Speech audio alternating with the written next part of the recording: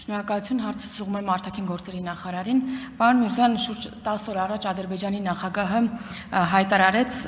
ուղիղ մեջբերեմ, որ մինչև 2024 թվականի հունվարը Հայաստանը հաստատակամորեն փորձում էր խաղաղության պայմանագրում ներառել այսպես կոչված Լեռնային Ղարաբաղի Հանրապետության ճակատագիրը։ Ի պատասխան մեր զանգվածային լրատվության միջոցներից մեկի հարցին դուք անդրադարձաք այս հարցին, որի բովանդակությունը իհարկե աղավաղվեց ու արդյունքում ձեզ մեղադրեցին հարցը օրակարգից հանելուն, խնդիրը Լեռնային Ղարաբաղի վրա բարթելու մեջ։ Կխնդրեի ձեր արձագանքը սրա հետ կապված։ Հարցին կպատասխանի արտաքին գործերի նախարար Արարատ Միրզոյանը։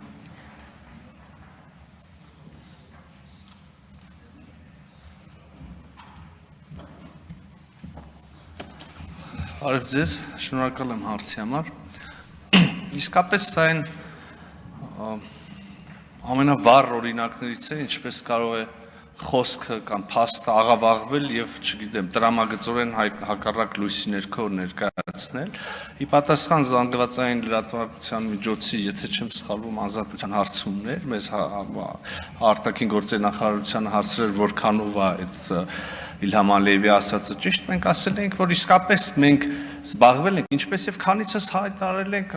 հրապարակավ այդ շրջանում, որ մենք փորձում ենք հասցեագրել մեր Հայաստան-Ադրբեջան բանակցությունների շրջանակում, հասցեագրել Լեռնային Ղարաբաղի հայության իրավունքների եւ անվտանգության հարցերը, այդ թվում եւ ուղիղ խոսակցության նրանց միջև խոսակցության, միջազգային երաշխիքների, միջազգային մեխանիզմների ստեղծման ճանապարհով, այդ թվում եւ ջանքեր գործադրեցին, չգիտեմ, ասենք Սոֆիայում հանդիպման կազմակերպման ուղղությամբ մենք վստահ ենք, որ այդ մեխանիզմի ստեղծման պարագայում, այդ երկխոսության հաստատման պարագայում հնարավոր է լինել, որ որոշակի հարցեր լուծել։ Սա է ըստեյության եղել մեր պատասխանը եւ փաստա, որ բռնի տեղահանությունից հետո եւ հատկապես եւ նաեւ իրենց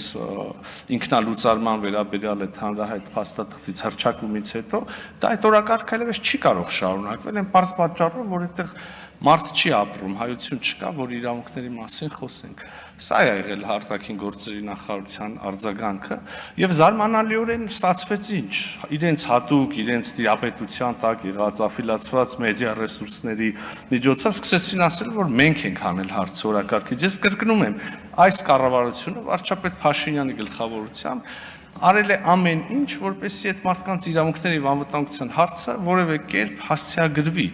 եւ հիմա մեղադրել մեզ այդ հարցը օրակարգից հանելու այն պայմաններում, երբ մենք այս մասին խոսում էինք, մեզ մեղադրում, երբ որ ասում էինք, որ նշանողը իջեցնել է պետք եւ այդ դեպքում մենք կարող ենք խոսակցություն ունենալ, մեզ էլի մեղադրում էին դավաճանության մեջ, մեզ էլի մեղադրում էին, չգիտեմ,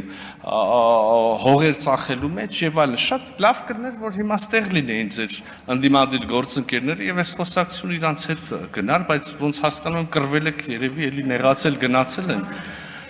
Շատ բարի դրացիական մթնոլորտում գնացել են, չեն կռվել։ Չգիտեմ ինչ է, դե ասածս ինչ է, այսինքն իրենք որևէ կերպ հրաժարվում էին մասնակցել այդ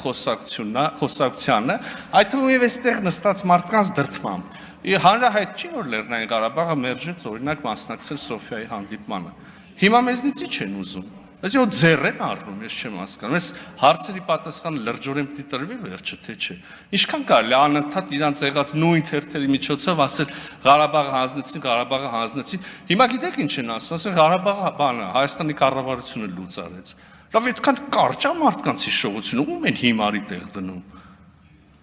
Արձագանք։ Նախ ընդդիմադիր գործընկերների հետ կապված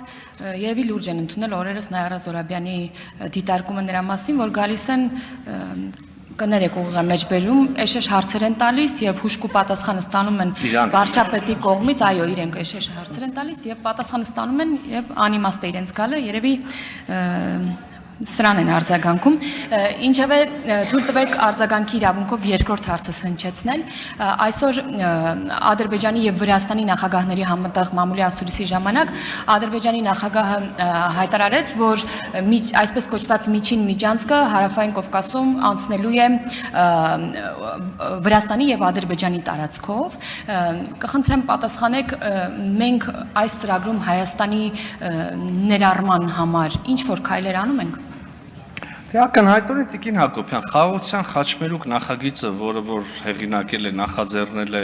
Հայաստանի Հանրապետության կառավարությունը, հենց նաև այս նոր փնտրվող կամ հաստատվող լոգիստիկ ճանապարհների մաս դառնալու մասին են, որը ոչ միայն Հայաստանի կողմից, այլև ամբողջ Հարավային Կովկասի կողմից, դա կարող եք ասել միջին միջանցք, բազմաթիվ փորձագետներ կան, որոնք պնդում են, որ խաղաղության խաչմերուկը ըստ էության միջին միջանցքի ճյուղ է,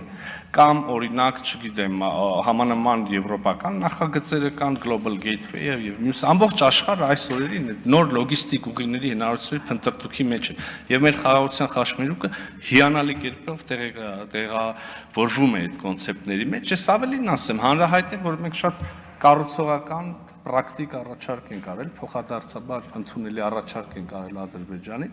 եւ եթե դրական պաշտոնական պատասխան լինի, մենք կարող ենք անմիջապես ձեռնամուխ լինել այդ ենթակառուցվածքների ապաշրջափակմանը եւ միջին միջանցքին, մյուսին կապվելուն, նույնիսկ